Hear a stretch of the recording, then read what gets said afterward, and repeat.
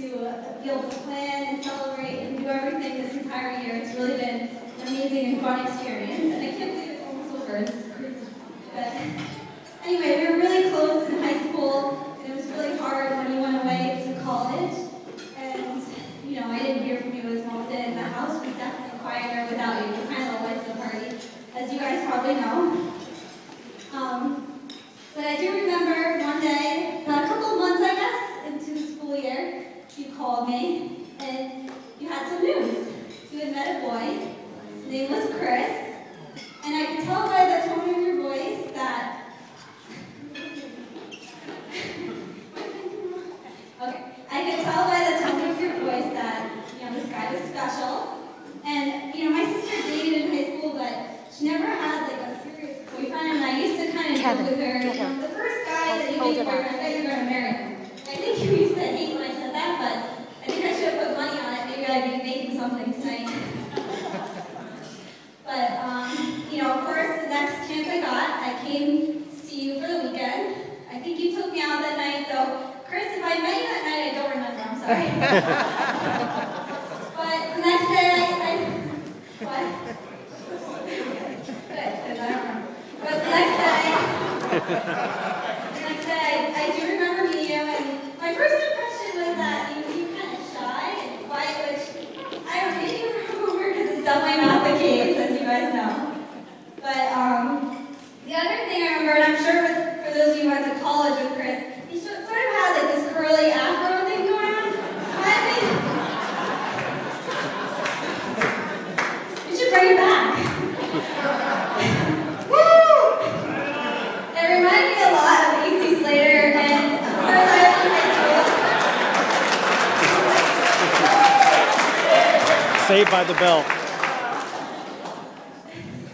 So, of course I was in high school, and I'm sure most of you in high school at the time were big fans of Saved by the Bell, right? So I was, and of course you were going to me over a little so long because, you know, when you're in high school, you're easy to win over. So, I guess another month or so went by, and, you know, in any relationship, you know, it comes a time where you're like, okay, do I meet the parents now? And that could be really difficult for anybody, right? Well, I don't know how many of you here I know my mom. I love you very much. But you're definitely unique in your own special ways. And one thing about my mom is she's not always the best at formal sit-down dinners. Hopefully you're on your best behavior tonight. And she gets uncomfortable with quiet silences, especially if there are people, especially when there's new people in. Like I said, she didn't bring a lot of boyfriends around the house, so this was pretty much a first. So my mom's going to be extra uncomfortable. So me and my sister were like, please be on your best behavior. Don't say like private body parts at the dinner table. And you know, just don't say anything that is inappropriate for the table. No profanity. Anyway. So and there was one other thing at the time. I don't know, Mom, you remember all those cotton field stuff that you like to collect at the time? So we also said, you know, please don't bring that out for Chris. You know, we don't want to weird him out or bore him or anything like that. He might get the wrong impressions. Just be on your best behavior. So Chris comes over, and of course, the first thing you tell my mom not to do in this kind of situation is usually the first thing she does. And again, she doesn't mean it maliciously or anything like that. She just can't help herself. Kind of like, you know, it's a word vomit, it kind of goes from the front of her head just right out of her mouth. No filter.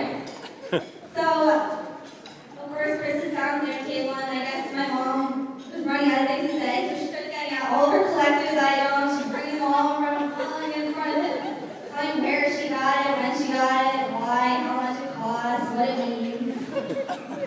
And I could tell by Chris's expression on his face that he seemed like he was a little bored, but he was trying his best to make a good impression for my mom, and he was being a really good sport. So finally,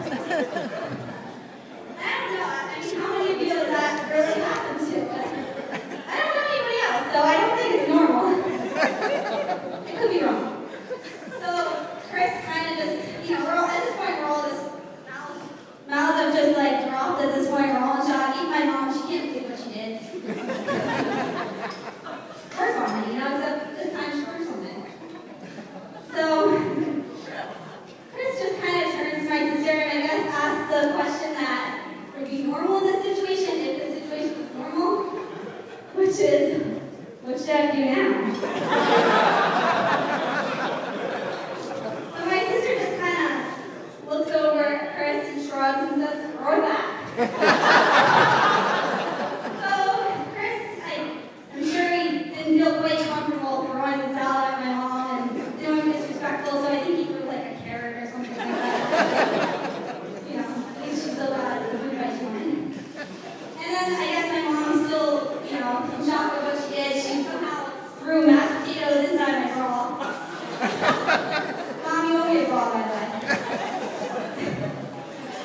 So anyway, long story short, if you can make it through a dinner like that and come back for more 10 years later and get married, then you can get through anything.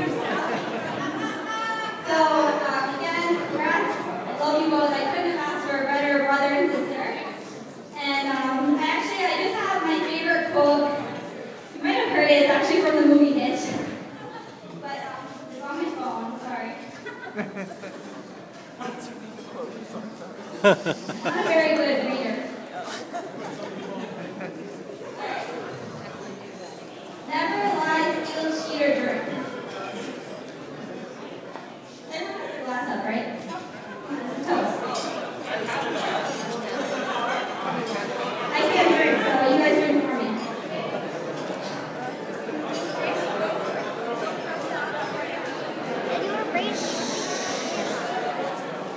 Everyone can just be quiet for 2 more seconds. I'm almost done.